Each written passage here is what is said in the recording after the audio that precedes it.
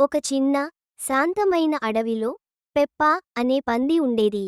Peppa చాలా తేలికగా జీవించేది, ఎప్పుడూ సరదాగా ఉండేది. కాని, ఒక విషయానికి ఆమె గమనించలేదు.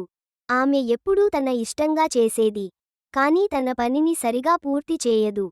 ఒకరోజు, అడవిలో ఉన్న చిన్న జంతువులు తమ జీవితాలను సంతోషంగా గడుపుతున్నాయి. మేకలు, గొర్రెలు, కోతులు అన్నీ సంతోషంగా పనిచేస్తూ, ఆహారం సేకరించుకుంటూ, ఇంటిని నిర్మించుకుంటూ, ఒకరినొకరు సహాయం చేసుకుంటూ జీవించేవి. పెప్పా మాత్రం అందరినీ హేళన చేస్తూ, తనకు నచ్చిన పని మాత్రమే చేయడం మొదలుపెట్టింది.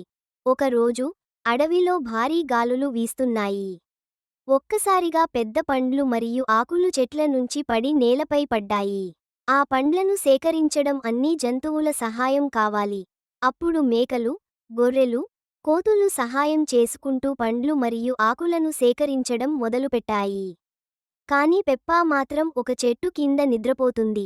పెప్పా చివరకు లేచి, మెల్లగా, ఏమైంది? పండ్లు ఎక్కడా? అని అడిగింది.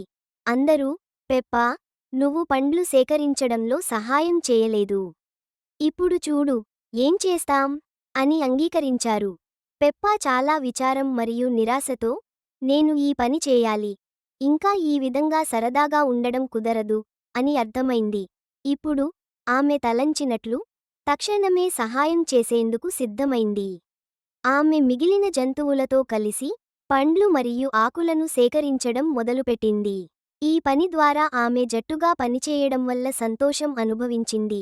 పెప్పా ఒక ముఖ్యమైన పాఠం నేర్చుకుంది. ఇతరుల పట్ల సహాయం చేయడం మరియు మన పని చేయడం చాలా ముఖ్యం. ఎప్పుడూ సరదాగా ఉండడం మాత్రమే కాదు, బాగా పని చేయడం కూడా అవసరం.